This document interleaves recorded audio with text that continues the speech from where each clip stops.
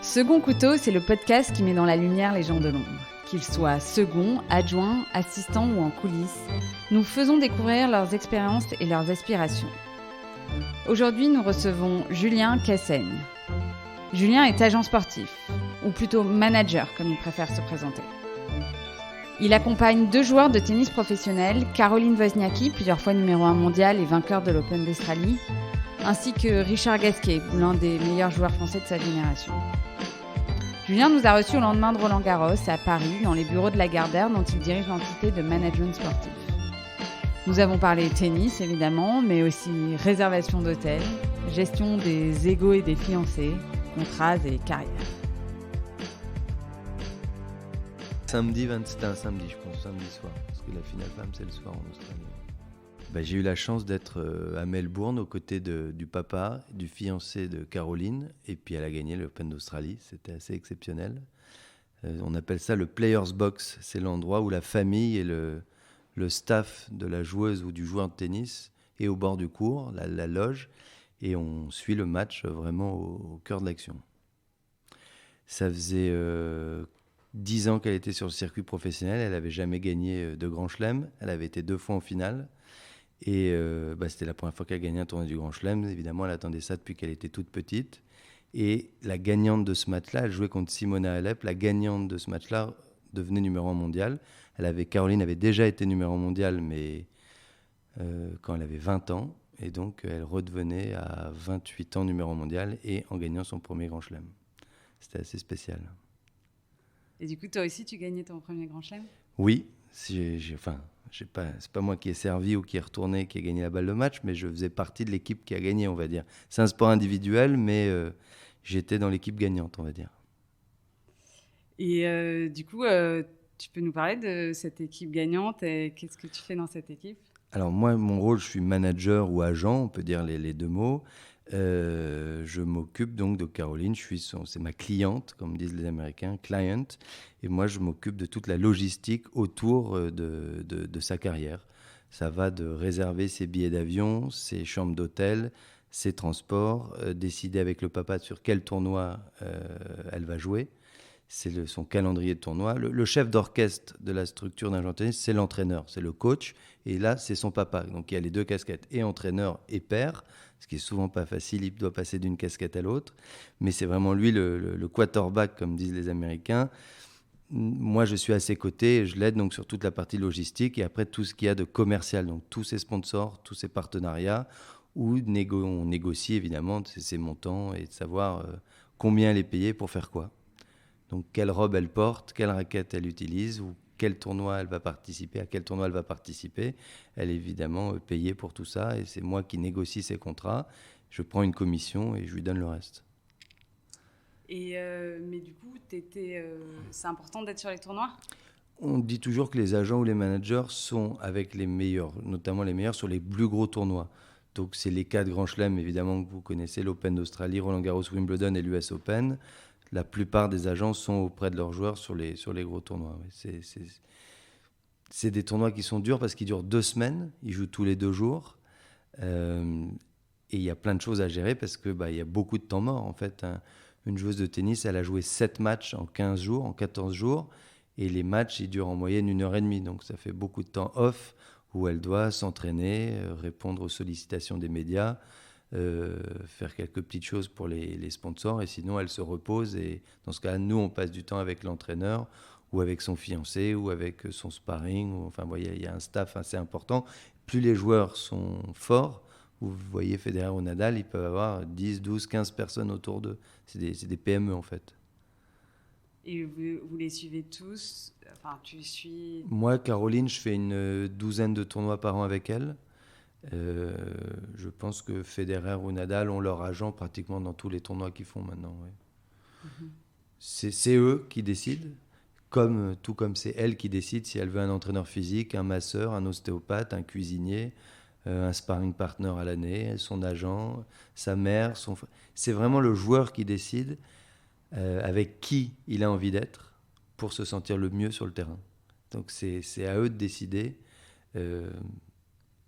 qui est autour de moi pour me régler des petits soucis ou ce qu'il y a toujours, c'est une grosse logistique. La journée, elle commence le matin à l'hôtel et elle termine tard le soir avec des soins, ce qu'on appelle les soins chez le kiné, où tu passes 2 heures de ton temps sur la la table de massage pour te soigner. Donc tous les joueurs de tennis passent par là, surtout dans les tournois du Grand Chelem où ça dure longtemps et où c'est un combat dur physiquement. Et du coup, quand tu n'es pas sur un tournoi avec Caroline, c'est quoi ton quotidien ? C'est d'être au bureau et d'essayer d'aller démarcher des nouveaux sponsors. Ça, c'est vraiment l'agent commercial. C'est de contacter des marques, alors que ce soit dans son pays, au Danemark, mais aux États-Unis, ou des marques chinoises quand elle fait la tournée asiatique, pour savoir s'il y a des marques qui sont prêtes à investir sur elle pour qu'elle devienne ambassadrice, tout simplement, pour qu'elle soit sponsorisée par ces marques et qu'elle devienne ambassadrice, représentante ça va d'une marque de voiture, une compagnie aérienne, une marque de chocolat. Et quand elle ne joue pas parce que, par exemple, elle est blessée, tu es au Alors, chômage technique ? C'est une bonne question. Alors moi, je ne suis pas vraiment au chômage technique, sauf si elle est blessée pendant vraiment de longs mois. Mais c'est l'entraîneur tennis ou l'entraîneur physique qui, eux, évidemment, pendant qu'elle se soigne, bon, c'est plus le kiné, l'ostéopathe ou les médecins qui s'occupent d'elle. Mais les blessures, c'est évidemment comment gérer les blessures, c'est une des choses les plus importantes du sport de haut niveau. Mais non, moi, je ne suis pas au chômage technique. J'essaye évidemment de toujours garder le contact avec elle, d'aller lui rendre visite si elle est chez elle dans le sud de la France, enfin à Monaco. Je pense qu'il faut encore plus soutenir les joueurs et les athlètes de haut niveau quand ils sont blessés ou que ça ne va pas. Parce que quand ils gagnent et qu'elle gagne l'Open d'Australie, je peux vous assurer qu'elle reçoit beaucoup de messages. Donc, mais les blessures font partie d'une carrière, évidemment. Et tous les grands joueurs de tennis, les plus forts, c'est souvent comment ils ont géré les blessures et comment ils arrivent à moins se blesser. Surtout ça, on parle toujours de Federer qui a été très peu blessé après 20 ans de carrière. Mais l'agent peut toujours raconter son histoire et aller vendre l'image du joueur même si il ou elle est blessé. Et il me semble que tu ne travailles pas que pour Caroline Wozniacki. Non, là on a commencé par Caroline parce que c'est elle qui, il y a un an, a gagné le Grand Chelem et est revenue numéro mondial. Mais on a une vingtaine de joueurs. J'ai travaillé beaucoup avec Richard Gasquet, donc qui était quand même l'un des meilleurs joueurs français, on va dire, avec Tsonga, mon fils et Simon depuis 15 ans. Je travaille beaucoup avec Richard. Et après, on a 2 autres agents qui eux, recrutent et s'occupent des jeunes joueurs qui ont 10, 12, 14, 16, 18 ans, qui sont, on espère, les prochains champions et qu'on essaie de détecter très tôt, avant les autres. Et on va les voir dans des tournois juniors, encore une fois, des catégories très jeunes. Il y a un circuit international junior qui commence dès 10-12 ans. On peut aller les voir aux États-Unis, en France, en Europe, en République tchèque. Voilà, c'est les découvrir. Les footballeurs font ça. Et on sait qu'il y a beaucoup les Américains, les Anglais disent les scouts. Ils vont beaucoup en Afrique. Nous, on va dire que c'est beaucoup en Europe et en Europe de l'Est, notamment pour le tennis féminin, où il y a plein de jeunes joueuses qui arrivent des ex-pays de l'URSS, Russie, Ukraine et autres. Il n'y a qu'à voir le classement. Si vous prenez le classement WTA depuis 20 ans, le nombre de OVA qu'il y a, elles ont toutes été très fortes. Et voilà. Et du coup, toi, c'était un choix de prendre une et un athlète, de t'occuper à la fois d'une joueuse et d'un joueur quand tu as un joueur ou une joueuse aussi forte que ces deux-là, tu ne peux pas en avoir 50. Tu ne peux pas représenter plusieurs joueuses ou plusieurs joueurs du top 10 ou du top 20. Un garçon, une fille, il n'y a pas de souci. Il ne faut pas oublier que c'est un sport individuel, donc ils sont tous en concurrence les uns avec les autres. Donc si tu représentes Wozniacki et que tu travailles avec Serena Williams, même si elles sont copines en dehors du terrain, quand elles se jouent, elles essayent de gagner et de se battre. Et que, voilà, donc généralement à ce niveau-là, tu n'as qu'un agent par joueur ou par joueuse. Et toi, en termes d'agenda, s'ils sont sur 2 tournois en même temps, mais qui ne sont pas les mêmes tournois? Alors, les plus gros tournois sont des tournois mixtes. Donc, les 4 grands chelems, mais aussi Miami, Indian Wells, Rome, Madrid. Il y a bien 8 tournois où les deux, en tout cas mes 2 joueurs les plus importants, Richard et Caroline, sont. Donc là, c'est pratique. Je peux travailler avec les 2, je peux aller voir les 2 jouer. C'est arrivé 3-4 fois que l'une commence quand Richard est en train de terminer. Je leur dis avant que je ferai du mieux. Bon, généralement, on termine d'abord le match sur lequel on est, sauf ça m'est arrivé une fois d'être avec Richard qui menait 6-3, 6-4, 4-1. Je n'ai pas attendu et je suis allé voir Caroline qui commençait ou dans l'autre sens. Mais c'est très agréable d'avoir les deux au même endroit au même moment. D'accord. Et du coup, tu disais que comment tu es arrivé à travailler avec eux? Alors Tu moi, les as je suis choisis? né dans le tennis. Moi, je viens du monde du tennis. Mes parents, mon père jouait au tennis et j'ai appris à jouer au tennis tout petit. J'ai moi-même essayé d'être joueur. J'ai pas été très fort. Enfin, j'ai été plus fort que beaucoup de gens, mais moins fort que cela. J'ai été 350e mondial. J'étais à l'INSEP en équipe de France junior. Et après, je me suis lancé sur le circuit. J'ai fait ce que j'ai pu. Mais à 22 ans, j'étais pas au niveau. Enfin, on m'a fait une proposition de rentrer chez Lacoste. Je ne sais pas si on peut dire les marques. Voilà, on m'a proposé de rentrer chez Lacoste. J'ai eu une semaine pour réfléchir, pour venir m'occuper d'un copain à moi qui lui était bien plus fort, qui s'appelait Andy Roddick, qui lui était numéro mondial. Et en gros, il y a le train qui est passé. Il a fallu soit je monte dans le train, ou soit je continue à galérer sur le circuit secondaire, on va dire. C'est comme la division 2 ou la division 3 en foot. Et j'ai décidé d'y aller. Donc j'ai raccroché mes raquettes. Et je me suis lancé dans le métier de sponsoring. Maintenant, on appelle ça marketing sportif. C'est plus chic que sponsoring. Pour la marque Lacoste pendant 4 ans. Et après, j'ai rencontré Arnaud Lagardère et je suis venu chez Lagardère Sport il y a 11 ans pour monter avec lui une boîte de management sportif. Enfin, il avait déjà racheté Sport 5, mais pour m'occuper de la partie talent representation, donc le métier d'agent. Et du coup, c'était un métier que tu connaissais, ce métier d'agent? Oui, alors mon père avait été, bref, pour 2-3 ans, agent notamment de Cédric Pioline quand j'étais tout jeune, donc je savais de quoi était fait et ce que ça voulait dire être un agent. Mais non, je ne l'avais jamais fait. Sauf que quand j'étais moi-même au département sponsoring chez Lacoste, j'avais affaire à des agents qui, eux, venaient me vendre leurs joueurs et leurs joueuses plus ou moins jeunes. Donc oui, c'est quand même un métier que je connaissais. Et puis, de toute façon, autour des joueurs de tennis, il y a toujours les agents, les entraîneurs physiques et puis l'entourage familial. Donc oui, c'est un métier que je connaissais quand même. Et tu as eu besoin de te former? Il y a eu une formation pour ça? Il y a eu besoin de... Non, il y a des formations, notamment. Il y a beaucoup d'agents sportifs aux États-Unis sont avocats. Ils ont souvent une formation d'avocat. Moi, j'ai fait une formation quand j'étais chez Lacoste à l'ESSEC, mais pas spécifique au métier d'agent. Non.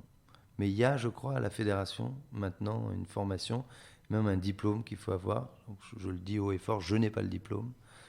Comme ça, la Fédé est au courant. Et pourquoi il y a beaucoup d'avocats de formation dans ce métier-là? Parce qu'il faut savoir négocier. Donc pense que les avocats, quand même, souvent, en tout cas aux États-Unis, les avocats aux États-Unis ont une spécificité, ils sont beaucoup plus business qu'en France. Et tous les gros deals sont faits par des avocats. Donc voilà, beaucoup d'agents que je connais, mais pas que dans le tennis, ont été avocats, surtout les Américains. Et il y a beaucoup d'anciens joueurs comme toi? Oui, il y a par exemple celui que vous connaissez, que vous voyez, mais vous ne savez peut-être pas qu'il est ancien joueur, c'est l'agent de Rafael Nadal qui s'appelle Carlos Costa, qui lui-même a été dans les 20 meilleurs joueurs du monde. Il s'occupe de Nadal, de Rafael Nadal depuis qu'il est tout jeune, et lui a été un ancien très très bon joueur. Oui, il y en a quand même pas mal qui ont été... Ion Tiriac, qui est très connu, qui s'occupait de Becker ou d'Ivanisevic à l'époque, lui-même a été un des meilleurs joueurs au monde il y a quelques années maintenant. Et selon toi, pourquoi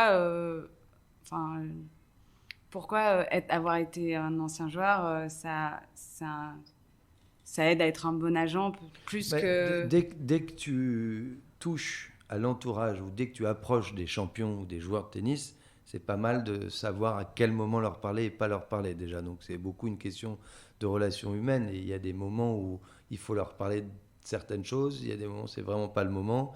Puis il y a des moments, il ne faut pas hésiter non plus à s'engueuler avec eux ou leur dire non, tu le fais parce que c'est comme ça, on a un contrat. Et je pense que d'avoir été joueur, quel que soit le niveau, on comprend quand même quand leur parler. Ça déjà, c'est le plus important.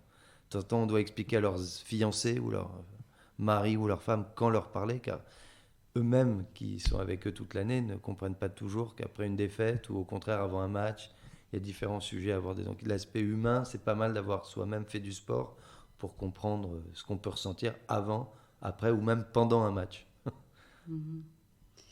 Et est-ce que...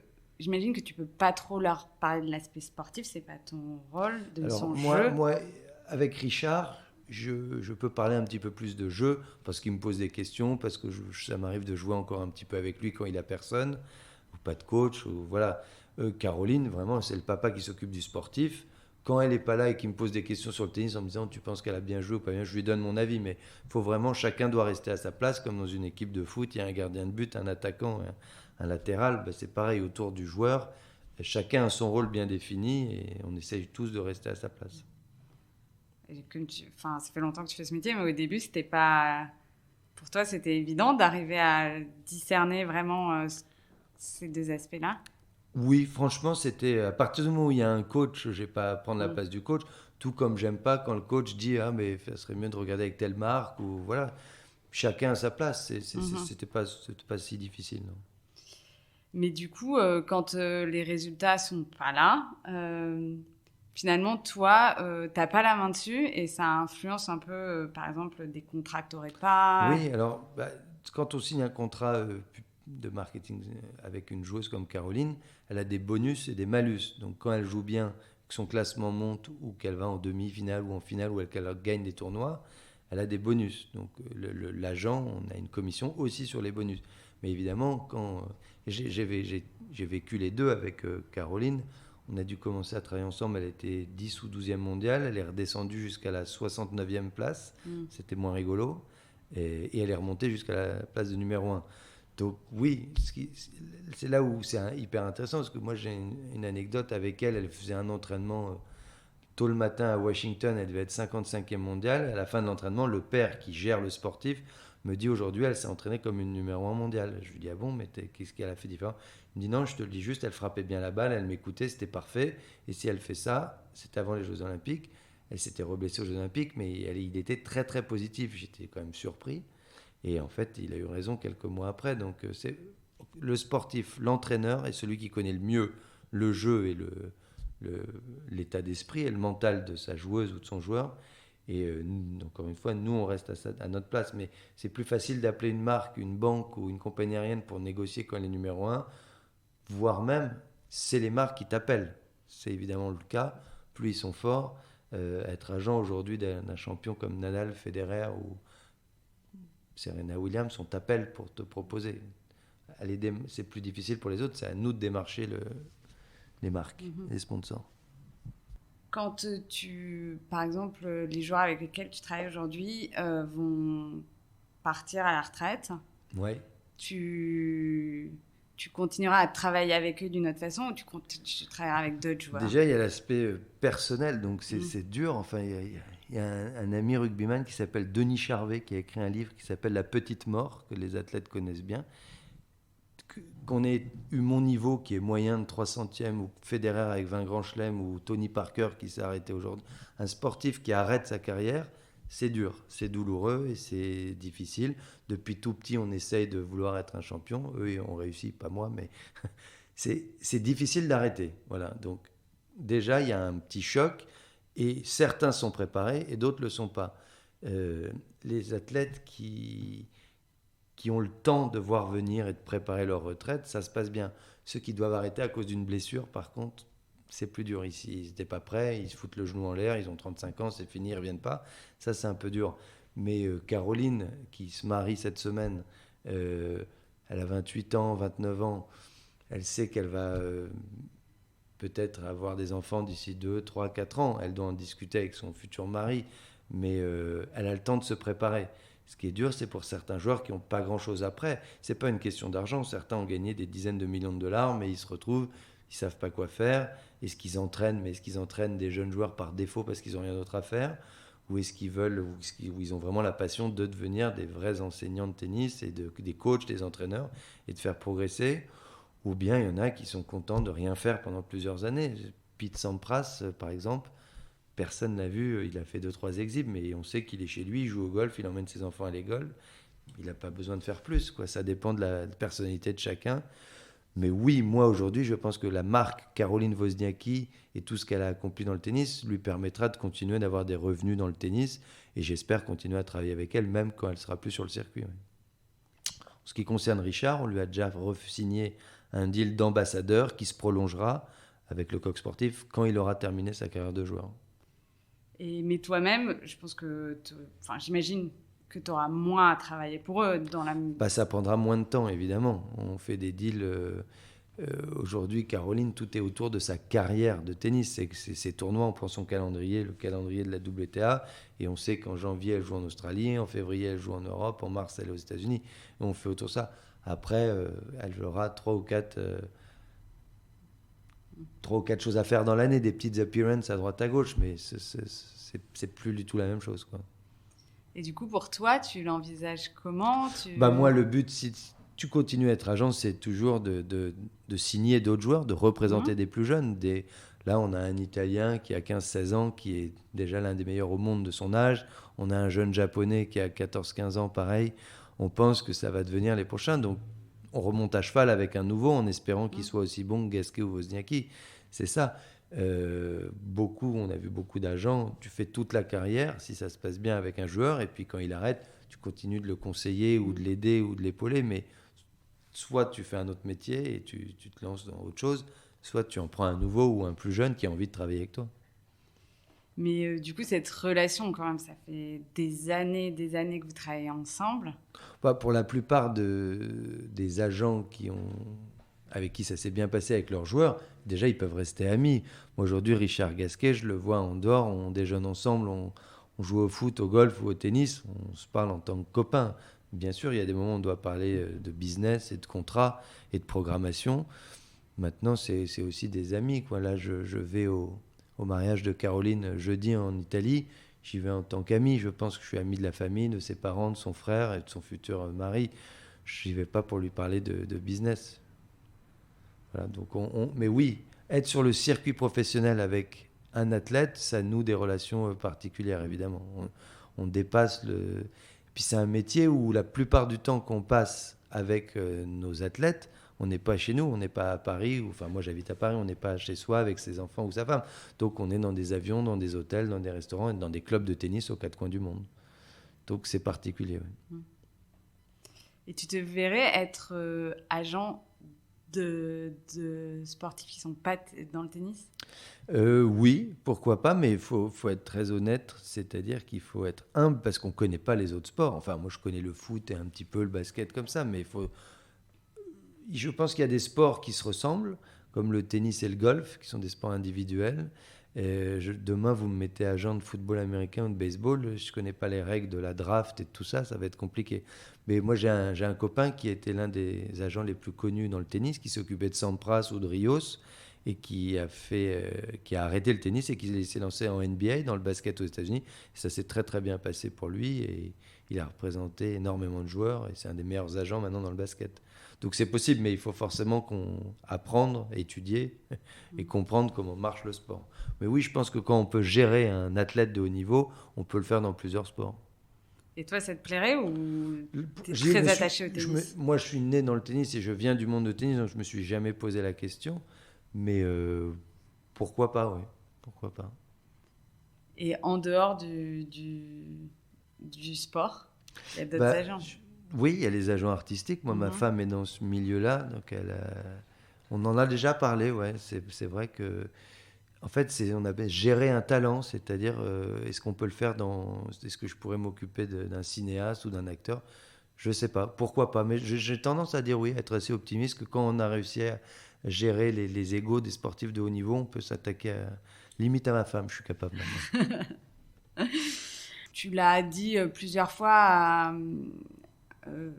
à demi-mot, et puis c'est le titre de ce podcast, c'est un métier de l'ombre, ton oui, job. on n'est pas sur le terrain.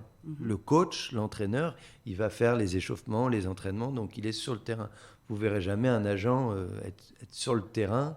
Alors, moi, c'est particulier avec Richard, parce que c'est arrivé qu'il me demande de venir avec lui sur le terrain pour jouer quand il n'avait personne pour l'échauffer. Mais sinon, l'agent, il est dans l'ombre, il est dans les gradins, il est dans les salles de réunion des hôtels ou au petit-déj, plus discret, et il fait des deals et il signe des contrats publicitaires. Donc, c'est un métier de l'ombre, mais la relation entre l'agent et l'entraîneur est quand même très importante pour faire la programmation et puis pour faire en sorte que le joueur ou la joueuse soit bien.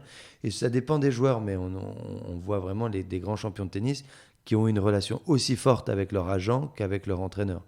Et on voit un changement d'agent, un changement de coach, un changement de femme aussi. Mais voilà, c'est combien de temps on reste auprès de son athlète et on vit les hauts et les bas, évidemment. Et justement, ces hauts et les bas, toi, comment tu les vis à titre personnel? On essaie de relativiser. Déjà, c'est quand même un beau métier, on ne va pas se plaindre. Donc, quand on est à l'autre bout du monde et que je suis à l'Open d'Australie avec Caroline, que je n'ai pas eu mes enfants depuis 22 jours, elle est en finale, bien sûr, c'est quand même fabuleux de se dire, elle soulève la coupe et puis on envoie une photo ou on fait un petit FaceTime avec les enfants. Et Caroline, elle a gagné et tout le monde est content. Maintenant, tu pars 3 ou 4 semaines, elle perd au premier tour, elle se blesse, il y a une ambiance catastrophique dans l'équipe. C'est moins fun, ça c'est sûr. Donc, on a quand même un peu une partie de nous, on joue le match avec eux. Et on joue tout le tournoi et chaque match, on les vit avec eux. Et même si c'est minime, on a l'impression de jouer les matchs avec eux, de les gagner et de les perdre avec eux. T'as les mêmes sentiments, par exemple, face à une défaite que tu avais quand tu étais joueur ou... Non, quand même pas. Être joueur, tu es seul sur le terrain, donc le plaisir de gagner, c'est puissance 10, mais l'horreur de perdre, la défaite, c'est aussi pour ta gueule, quoi. C'est pas pour ceux qui sont... Mais je pense qu'après, le plus proche, c'est l'entraîneur. Souvent, il y a un aspect tactique. Si tu es entraîneur et que tu as dit, voilà, il faut que tu joues sur le revers, il faut que tu serves comme ça et que ça marche pas et que ton joueur perd, tu te sens responsable aussi. L'agent, on n'agit pas sur la manière de jouer. Maintenant, s'il y a une mauvaise ambiance ou qu'il y avait trop de presse la veille ou qu'il ou qu'il y a un dîner avec un sponsor qui s'est fini trop tard, que le joueur est parti se coucher énervé, on peut avoir notre part de responsabilité. Souvent, quand ça se passe mal d'ailleurs, quand ça se passe bien, c'est parce que le joueur a fait tout ce qu'il fallait sur le terrain avec son entraîneur. Quand, par exemple, je sais pas, ça va pas bien de façon générale, le joueur. Il y a un moment donné où la joueuse, il y a des passages à vide, des choses comme ça. Toi, quel rôle tu as à jouer? Comment tu le gères? Alors, chaque agent est un peu différent, et c'est la personnalité. Moi, je suis plutôt un agent où j'essaie de détendre l'atmosphère. Ça m'arrive d'être le lien entre le papa, la fille, la mère, le fiancé qui n'est pas là, qui n'a pas de réponse sur WhatsApp, donc il m'envoie à moi, d'être un petit peu le lien entre tout le monde. Moi, j'aime bien déconner et faire rire tout le monde, donc je me dis que de temps en temps, quand ça va mal, une bonne blague, de temps en temps, ça détend un peu tout le monde. Chaque agent est différent. Il y a des agents où peut-être quand ça se passe moins bien, ils prennent du recul et ils disent c'est pas à moi de régler ça. En fait, l'agent prend la place que le coach et le joueur lui laissent prendre, évidemment. C'est arrivé avec Richard où on n'était pas beaucoup autour de lui, quoi. Il y avait un entraîneur et moi, notamment Sébastien Grosjean, et on avait vraiment une équipe tous les trois. On était, enfin, nous deux plus Richard. Et là, j'avais l'impression que je prenais un petit peu plus de place que pour d'autres athlètes, mais c'est vraiment au feeling, quoi. Il y a pas de, c'est pas quelque chose que tu pourras apprendre à l'école, justement, à l'ESSEC ou ailleurs. Il faut être sur le terrain et vivre semaine après semaine sur le circuit, parce que vivre le circuit, c'est complètement différent que d'être dans un bureau et appeler des marques. C'est pour ça que moi, je préfère vraiment le mot manager à agent. C'est dans la part manager, c'est vraiment que tu t'occupes de la carrière et tout ce qui va avec d'un joueur ou d'un sportif. Et agent, c'est plus la partie commerciale, mais la partie commerciale fait partie du management. D'accord. Et il y a eu un pire moment ou un pire tournoi où tu te disais c'est vraiment les blessures. Vraiment ce que j'aime pas. C'est les blessures le pire. C'est quand tu vois une année, je suis avec Richard Gasquet, il est à Wimbledon, il joue très bien, il arrive en 8e de finale. Avant le match, il sent que ça lui tire dans les abdos, là, dans les obliques. Il joue 3 jeux, en plus il jouait contre son pote Joe Wilfried Tsonga. À 2-1 au premier, il a mal, il nous regarde, il nous fait comme ça, c'est fini. Il pleure de douleur dans les vestiaires, on sait qu'il en a pour 2 mois, il n'a pas pu aller jouer aux Jeux Olympiques, des choses comme ça. Ça, c'est triste, quoi. On est triste pour notre copain, pour notre joueur, on ne peut pas l'aider, Même le médecin, il sait qu'il en aura pour 5, 6, 7, 8 semaines de déchirure. Voilà, tous ces moments-là sont durs. Caroline, une année, préparait Roland-Garros à Monaco. Elle se fait une entorse, on voit la cheville exploser, on sait déjà que c'est mort pour Roland-Garros. Elle a le ligament qui a lâché. Voilà. Les blessures pour le sport de haut niveau, c'est ce qu'il y a de pire à vivre pour le joueur et pour l'entourage. Après, il y a les mauvais résultats qui, de temps en temps, sont liés aux blessures et de temps en temps, pas du tout. Une crise de confiance, elle joue tout simplement moins bien. Le tennis, c'est très très juste, hein, c'est 1 contre 1, il n'y en a qu'un qui gagne et qu'un qui perd. Donc, il n'y a pas de... Mais on peut enchaîner les mauvais résultats et c'est très dur, là encore, pour tout le monde, quoi. peut-être qu'on peut intervenir de temps en temps après 2-3 mauvaises défaites. On peut dire à un joueur, pourquoi tu vas pas... Richard l'a fait, moi je partageais son avis, il venait de faire 2-3 mauvaises défaites, il revenait aussi de blessure. Il a eu l'intelligence de redescendre en Division 2 pour aller gagner un Challenger, c'était en Pologne je crois, dans un tournoi vraiment de la Division 2 que personne connaît. Il bat des joueurs classés entre 150 et 200e au monde. Ça lui a fait du bien, il a gagné le tournoi et puis il est revenu sur le circuit principal, il a eu des bons résultats.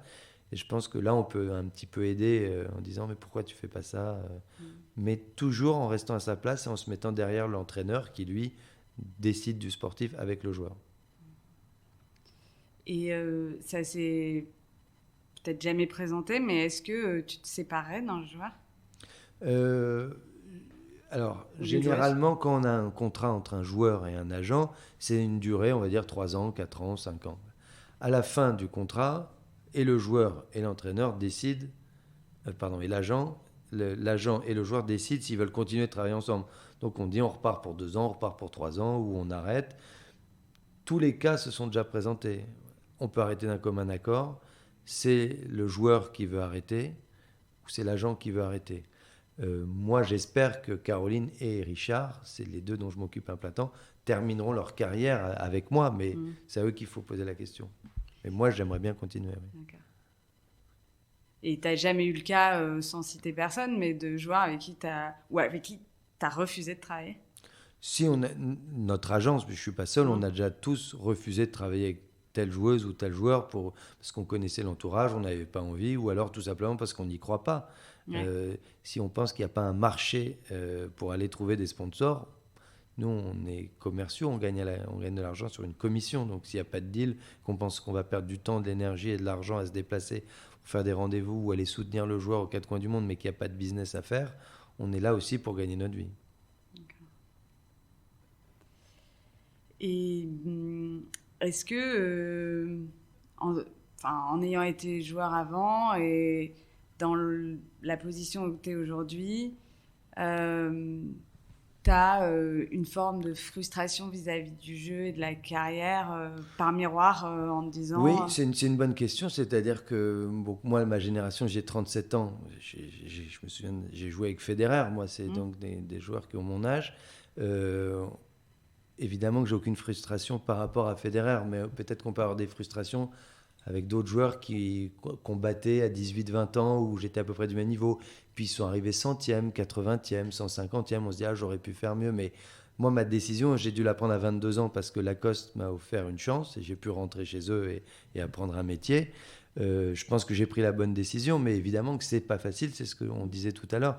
D'arrêter de jouer au tennis ou faire son sport quand on a commencé tout jeune, c'est toujours difficile, quel que soit le niveau.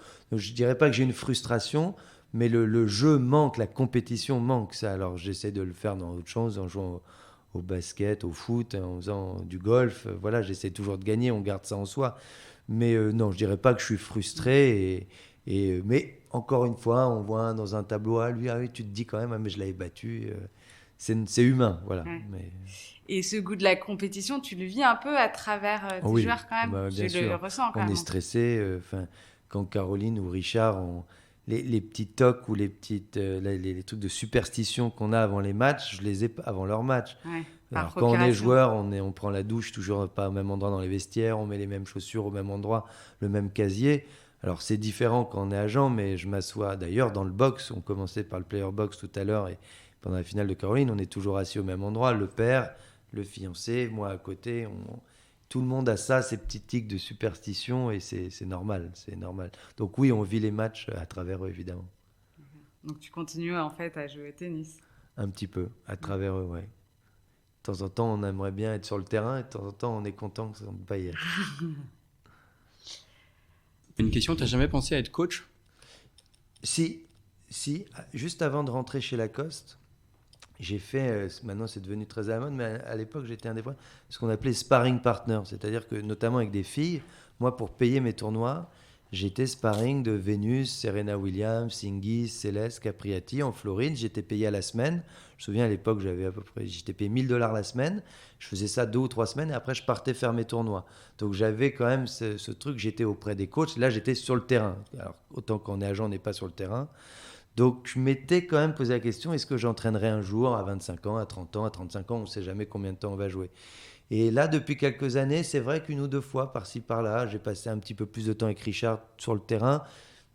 Il ne faut jamais dire jamais, mais oui, je me verrai. J'ai aussi, enfin j'aurais pu vous le dire, mais j'ai 2 enfants qui ont 7 ans et bientôt 4 ans. Et les 2 jouent au tennis, donc je passe du temps avec eux sur le terrain, comme mes parents passaient du temps avec moi. D'ailleurs, mes parents passent du temps aussi avec mes enfants. Donc oui, ça m'a traversé l'esprit plusieurs fois. Pour l'instant, je suis très content en tant qu'agent, mais un jour, pourquoi pas passer du temps en tant que coach, pourquoi pas. Tu as dit que tu avais décidé à 22 ans, en une semaine, de changer de carrière. 200 au 300e mondial, c'était quand même pas si mal. Tu t'es pas dit à un moment, qu'est-ce qui t'a décidé à arrêter le tennis en une semaine alors que tu étais encore assez Je jeune, trouvais que que tu avais du temps? l'opportunité était belle. J'aimais beaucoup la marque Lacoste. Je connaissais la famille Lacoste. J'étais moi-même sponsorisé par Lacoste. J'avais un lien affectif avec Lacoste qui m'a peut-être permis de faire le saut. Je ne suis pas sûr que je l'aurais fait pour ASICS ou Adidas, un autre équipementier que je ne connaissais pas. Mon père avait travaillé chez Lacoste quand j'étais petit. J'avais un lien particulier et puis le champion, on m'a pris chez Lacoste pour m'occuper d'Andy Roddick, qui lui avait déjà gagné l'US Open. Et je me suis dit, lui, il va faire une carrière extraordinaire. Ça n'a pas raté. Il a été numéro 1, 2, 3 au monde pendant des années. Je trouvais que le job était très sympa. Et voilà, le championnat de Division 2 ou Division 3, les Challengers, les Futurs, c'est pas marrant tous les jours. C'est pas facile. Donc, j'en ai parlé à l'époque avec ma petite amie, qui, elle, jouait aussi au tennis.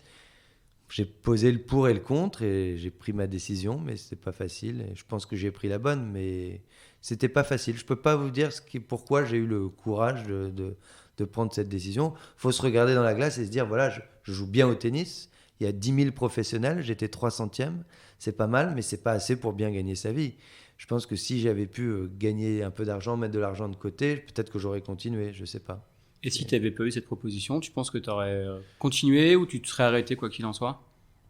C'est très dur de refaire l'histoire. Ça dépend des. Moi, je disais le train qui passe. Peut-être qu'un train serait passé l'année d'après en me disant est-ce que tu veux coacher telle joueuse?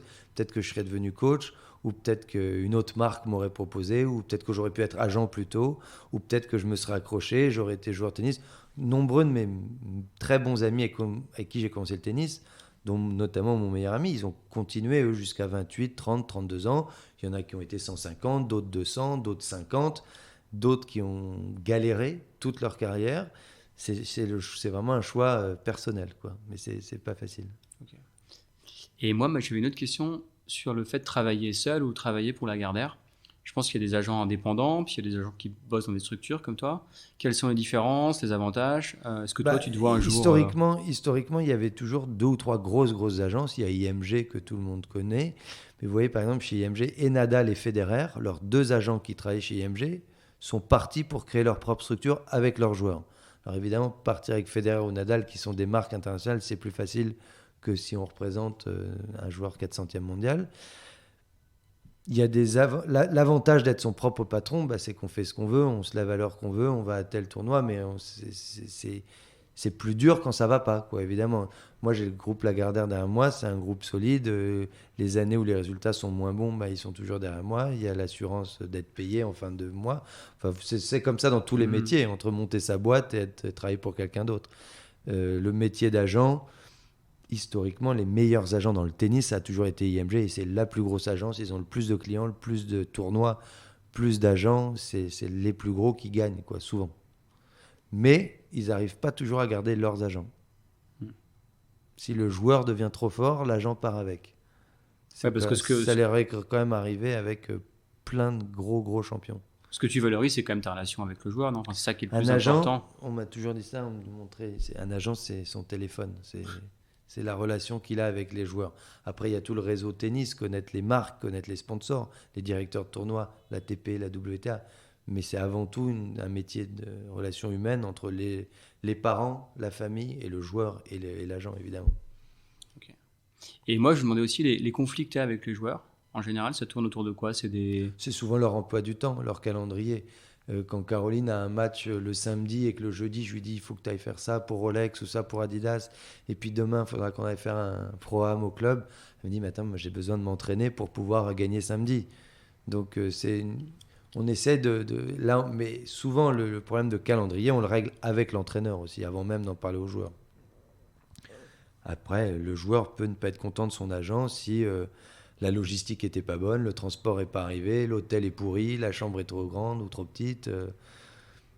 Voilà, c'est toute la logistique autour aussi du voyage, parce que c'est des athlètes qui voyagent 200-250 jours par an, quand même, c'est pas rien. Est-ce qu'il y a quelque chose qu'on n'aurait pas abordé, tu penses, qui est important sur ton métier ? Sur le métier d'agent, quelque chose qu'on n'aurait pas dit. On a vu un cas important, quand même, de Sharapova, par exemple, qui s'est fait contrôler positif sur un truc de dopage. Et l'agent a joué un rôle, ou n'a pas joué un rôle. En tout cas, son nom a été cité, il y a une certaine responsabilité. Donc, avec le dopage d'aujourd'hui, les joueurs doivent dire où ils sont 24 sur 24. Tous les jours, 365 jours par an. On doit donner 1 heure en fait, dans la journée où ils peuvent venir contrôler. On l'a vu dans plein d'affaires. Et selon les joueurs, c'est la responsabilité des agents ou non. Caroline, c'est nous, Lagardère, on est responsable de son système WADA pour le dopage. Richard, non, il le fait en famille, c'est lui qui le fait directement. Mais c'est hyper important. C'est le truc le plus important aujourd'hui, quand on en est responsable, c'est de ne pas se planter sur l'application pour bien dire, voilà, entre 7h et 8h du matin, elle est à tel hôtel, et si vous voulez venir la contrôler, parce qu'aujourd'hui, les athlètes peuvent être contrôlés par le circuit WTA, par l'ITF, ou par le ministère des Sports ou de la Santé de leur propre pays, ce qui arrive régulièrement à Richard ou à Caroline. Et de temps en temps, ils en ont 2 le même jour, une prise de sang le matin, l'urine l'après-midi. Enfin, c'est le dopage, c'est très très sérieux. C'est la partie la plus délicate, parce que évidemment, si à cause d'une faute de l'agent, le joueur ou la joueuse n'est pas là où il a dit il y a 3 strikes, hein, on n'a que 3 cartons jaunes en fait. Après, ils sont suspendus. Alors là, c'est catastrophique évidemment. Pour l'instant, on n'a jamais eu de carton jaune, ni avec Richard, ni avec Caroline. Donc, voilà. Et c'est quelque chose qui, ça aujourd'hui... c'est une énorme responsabilité. Et si moi, j'étais joueur aujourd'hui, et que j'avais 16 ans, et que je me lançais sur le circuit, et que j'avais une chance d'être dans les meilleurs joueurs du monde, je préférais le faire moi-même que de confier ça à quelqu'un d'autre. Ouais. Caroline a confiance en nous, tant mieux, on n'a pas fait d'erreur, mais c'est une responsabilité très, très importante, je trouve. Ouais. Qu'on n'imagine pas. Qu'on n'imagine pas du tout. Et c'est pas toujours les agents. De temps en temps, c'est le papa, la maman, le joueur lui-même. Si j'étais joueur, je le ferais moi-même sur mon téléphone. Ils ont fait des bonnes applications, mais parce que c'est encore une fois, c'est 365 jours par an. Je connais une dizaine de joueurs qui sont fait contrôler le 25 décembre ou le 1er janvier. Et c'est vrai que ça, on n'en parle pas beaucoup. Et voilà. Intéressant. Et notamment, si le contrôleur qui vient prélever n'arrive pas à joindre le joueur ou la joueuse, elle met 2 numéros de téléphone, elle a mis son père et nous par exemple, donc il faut aussi avoir le téléphone allumé. C'est bien d'avoir de la batterie, quoi. Voilà. Et ça t'arrive d'identifier des joueurs qui n'ont pas forcément un niveau extraordinaire, mais tu dis qu'il y a un potentiel dingue pour les marques? Oui, alors tout le monde a en tête Anna Kournikova, mais les gens savent quand même, oublient vite qu'elle a quand même été numéro 8 mondial. Donc, en plus d'être très jolie, blonde, bronzée, magnifique, et toutes les marques voulaient la sponsoriser, elle a quand même assuré un peu sur le terrain. Après, il y a eu Sharapova, qui elle avait les deux, le look et les résultats, vu qu'elle a quand même gagné les 4 grands chelems. Mais il faut un minimum de résultats. Sinon, ils deviennent acteurs ou mannequins. Mais c'est vrai que, et chez les hommes et chez les femmes, avoir un athlète qui est beau, ou qui porte bien les vêtements, ou qui est toujours nickel, en dehors et sur le terrain, ça va faire plus vendre et les marques paieront plus cher. Et je crois que Federer l'a bien compris. Si vous voyez le look, il n'y a pas beaucoup d'erreurs depuis 20 ans. Il y a ce changement de marque qui est particulier pour passer de Nike à Uniqlo. Mais les grands champions qui en plus ont le look, ça paye plus, ouais. Mais non, moi, on n'a pas pris un jeune joueur en disant « Ah, lui, il a un look incroyable. » Voilà. C'est quand même les résultats qui vont... Mais un joueur beau va gagner plus qu'un joueur qui est moins beau. C'est comme ça. Un grand merci à Julien Kaysen d'avoir accepté de couper son précieux téléphone pendant 1 heure pour parler au micro de Second Couteau. Second Couteau est un podcast produit et présenté par Marie Geneste et Mathieu Lecomte. Si vous avez aimé, n'hésitez pas à le partager et à le noter sur votre application de podcast. Merci et à bientôt.